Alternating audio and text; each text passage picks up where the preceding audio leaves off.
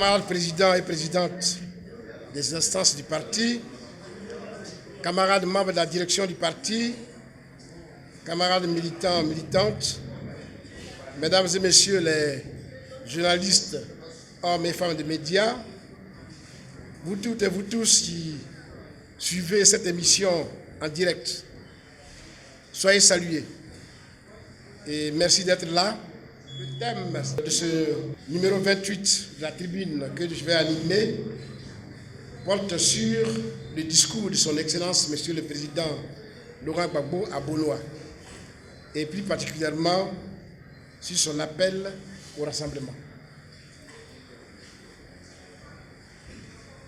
Notons que le dimanche 14 juillet 2024, à l'invitation de la population de Bonoa, son Excellence le Président Laurent Gbagbo s'est rendu à Bonoa, où il a bénéficié d'un accueil populaire, chaleureux, amical et fraternel dans la pure tradition africaine et la pure tradition du peuple abouré.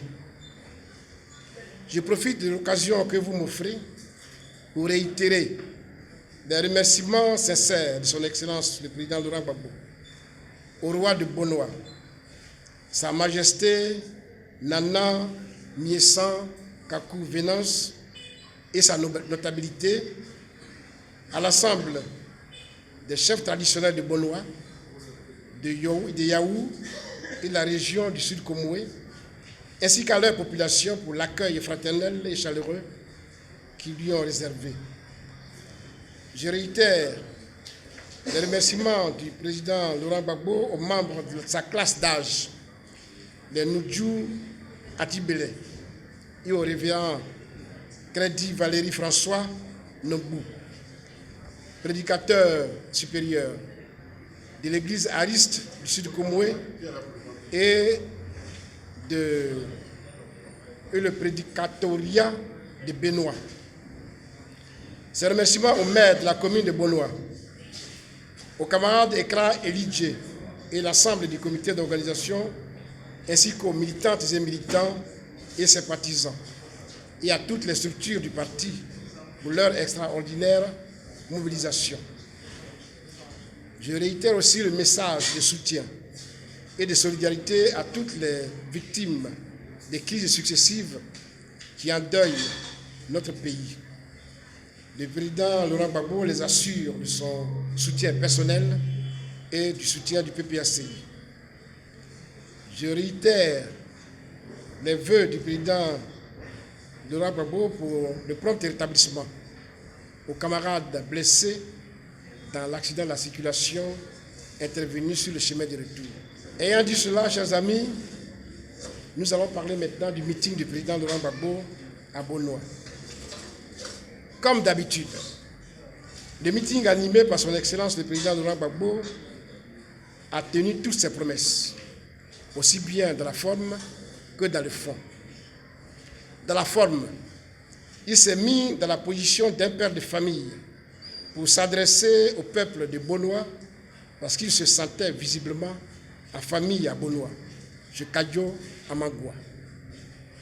Dans le fond, son Excellence le Président Laurent Gbagbo a rendu un vibrant hommage au peuple de Bonoa, digne descendant de Kadjo Amagua, pour leur résistance à toute épreuve.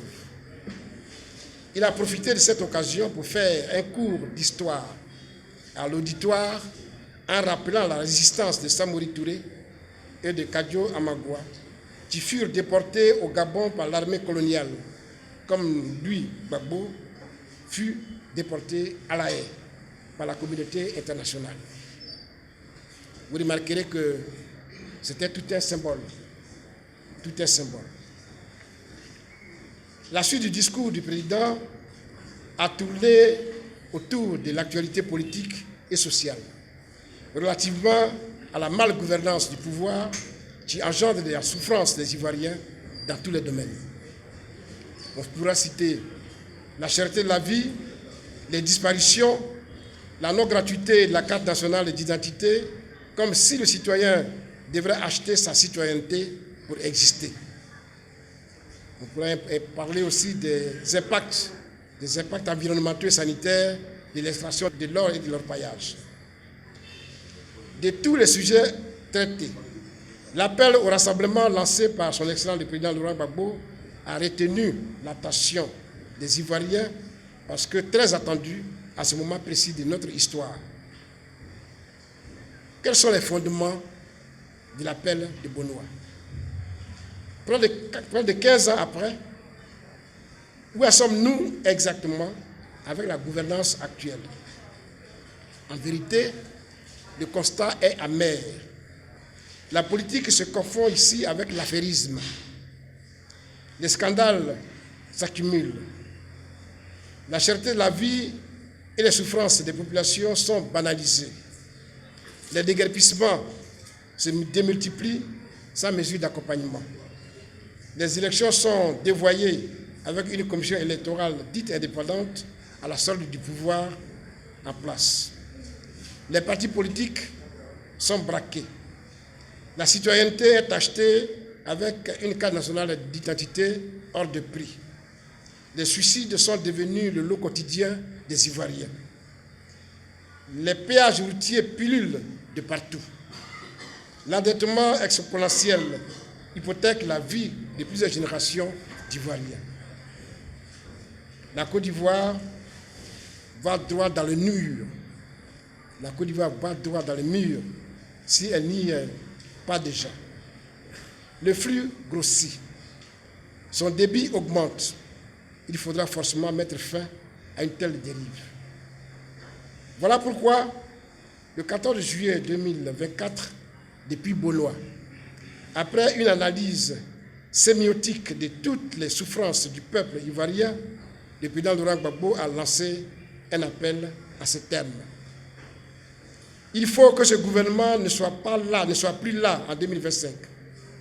D'ici, je lance un appel au rassemblement, un appel à toutes les forces politiques, à tous ceux qui, comme nous, pensent que ce gouvernement ne doit plus être là, de venir et ensemble, nous allons travailler.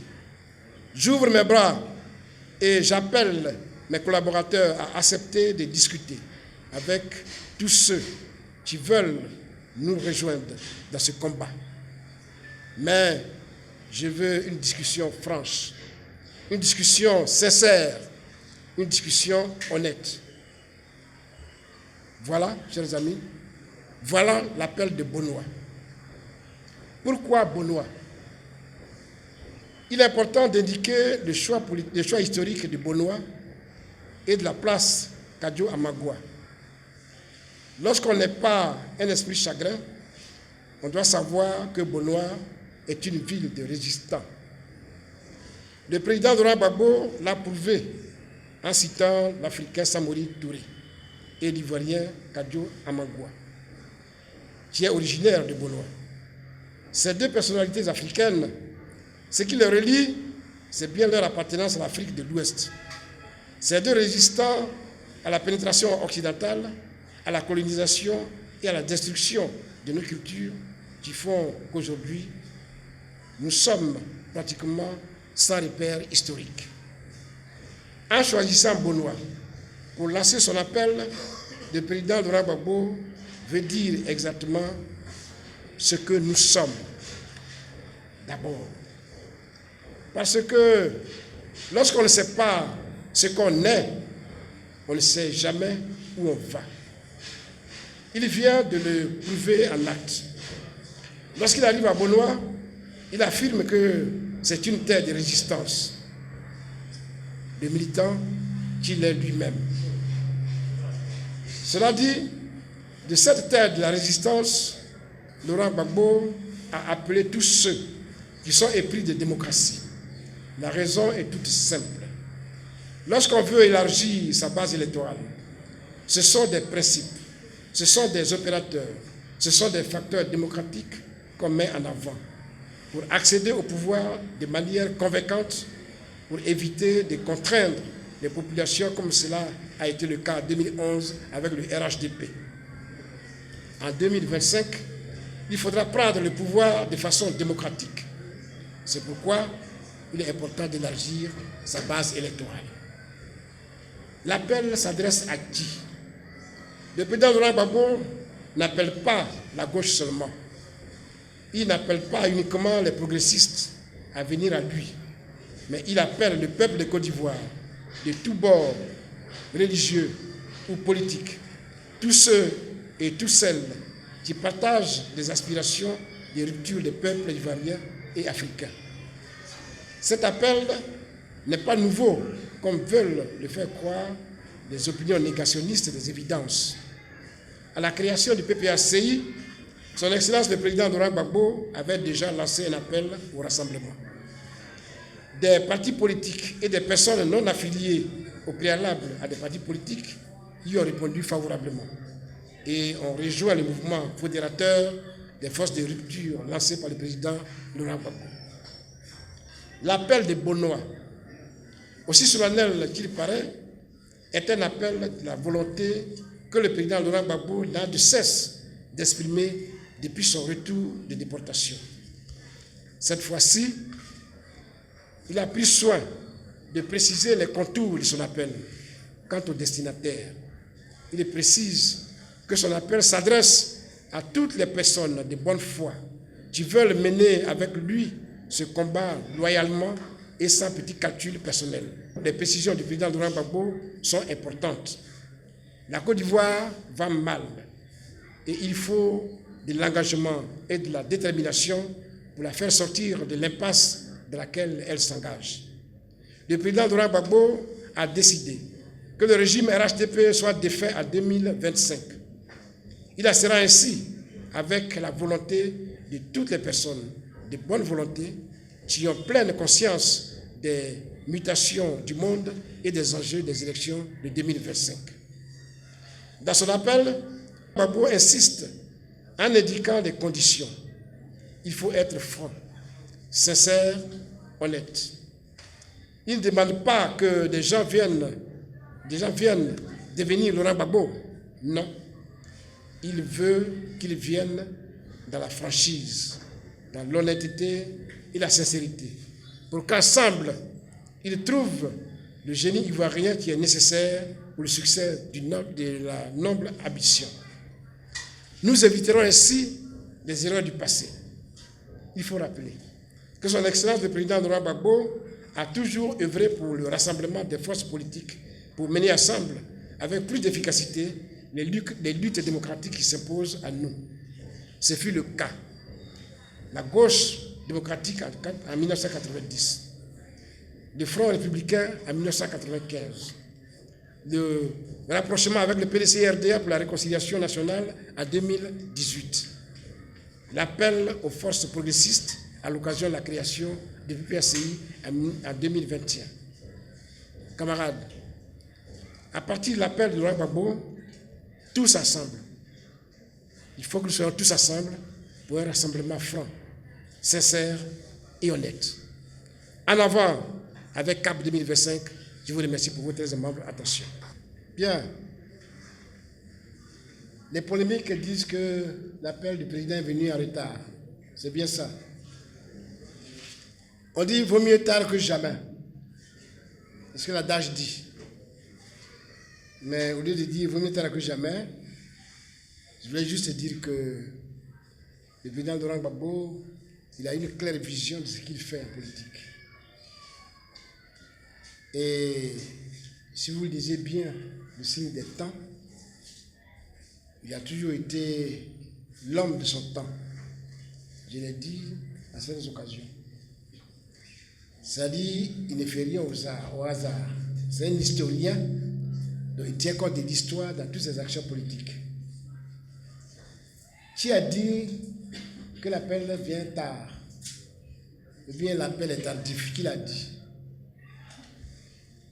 J'ai évoqué dans mon exposé liminaire que le président Gbagbo a toujours été là où le pays l'appelait pour avancer. Il a été toujours l'homme qui lance les appels quand il faut dans l'intérêt du pays. Vous vous souvenez très bien que lorsque le président Houphouët-Boigny est décédé et que son propre camp menait des tours de sorcellerie, de sorciers autour de Depuis, le président Gbagbo a été le premier à lancer l'appel à la sérénité et au calme. Pour dire, un baobab s'est couché, attirons-le dignement et nous reprendrons notre bataille politique. C'est le président Gbagbo qui l'avait dit. Il a toujours été comme ça. Et je l'ai dit aussi dans mon exposé que plusieurs fois, il a lancé l'appel.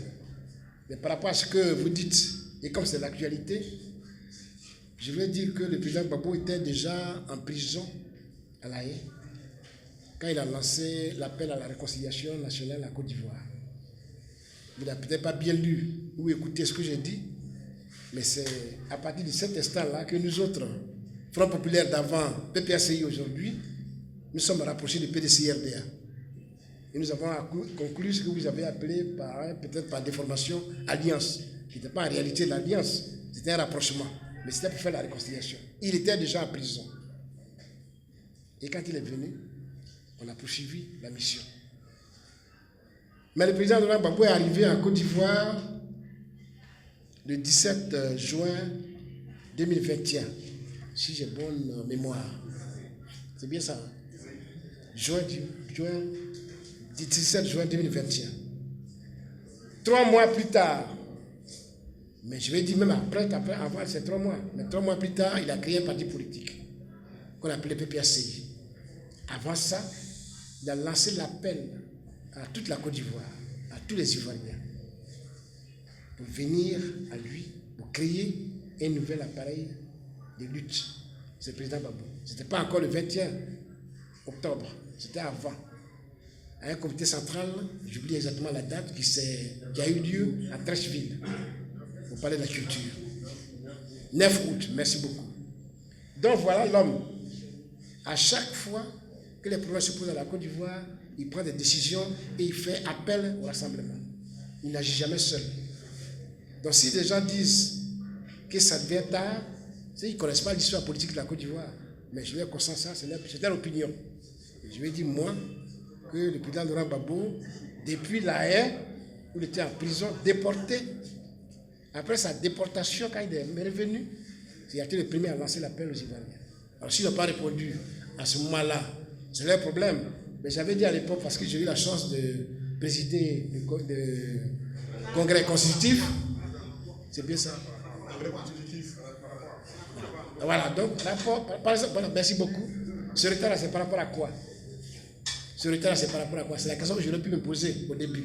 Je ne l'ai pas posée, mais je reviens là-dessus maintenant, sur le conseil de mes amis, par rapport à quoi? Donc, il faut être honnête. Et c'est pour cela qu'on dit aujourd'hui, il ouvre les bras, mais il faut venir de façon honnête, de façon franche, de façon sincère. Il y a beaucoup qui diront tout ce qu'ils ont à dire. Hein. Donc, cher ami, il n'est pas tard. Gbagbo a lancé son appel quand il fallait le lancer. C'est maintenant qu'il fallait lancer cet appel, et c'est là qu'il a lancé à Bonoa. Et j'ai dit pourquoi à Bonoa.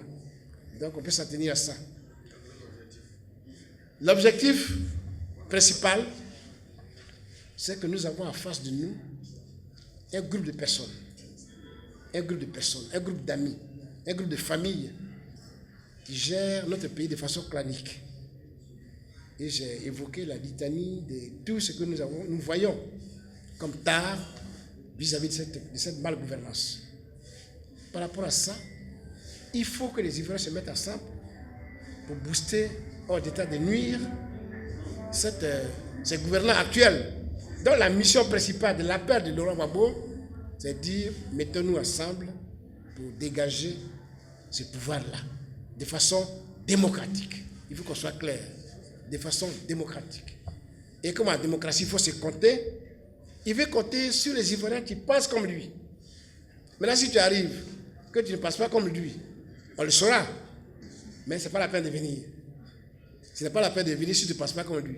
Si tu n'as pas le même objectif que lui, ce n'est pas la peine. Et c'est pour ça que je vais répondre à la question de mon ami, la dernière question de le temps, qui me dit qu'on m'a confié une mission. Je voudrais à ce titre-là dire que je suis très honoré. Et je remercie sincèrement le président Laurent Gbagbo de me faire confiance. C'est un honneur pour moi et je vais essayer de mériter cette confiance. C'est une mission qui me vient de m'être confiée Il n'y a que 2 jours. Donc laissez-moi le temps de m'organiser. Je crois que j'ai tout dit concernant la présence du président Laurent Gbagbo à Mossou, concernant les questions sur Mossou. Mais retenons que pour le rassemblement, l'appel au rassemblement, le président Laurent Gbagbo vise les élections de 2025. Venons au rassemblement pour gagner les élections de 2025. Ceux qui veulent venir pour gagner avec moi les élections de 2025 sont les bienvenus. Ceux qui veulent venir pour qu'on ne gagne pas les élections de 2025, en tout cas, ils n'ont qu'à aller où ils étaient. Ce n'est pas la peine qu'ils viennent nous embrouiller. Ce n'est pas la peine qu'ils viennent nous embrouiller. C'est ça que nous avons appelé des discussions sincères, franches et honnêtes. C'est tout. Donc là où on m'a mis, je vais veiller à ça. Si je regarde ton visage, que ça ne va pas dans ce sens-là, je le dirai. C'est tout. Oui, merci. J'ai parlé comme un peu, comme à Djamé, comme au village. Mais c'est ta démarche. C'est ta démarche. La façon dont tu marches là. Si je vois que c'est tordu, ce n'est pas pour nous. Il faut que les choses soient claires. Les choses soient claires. Alors, où on met Simone Gbagbo et Blé Goudé dans cet appel, comme vous le dites. Simone Gbagbo et Blé Goudé sont des leaders de partis politiques. On fait appel aux partis politiques, on fait appel aux progressistes, on fait appel à la gauche de façon générale, mais à tous les Ivoiriens. L'appel s'adresse aussi à eux.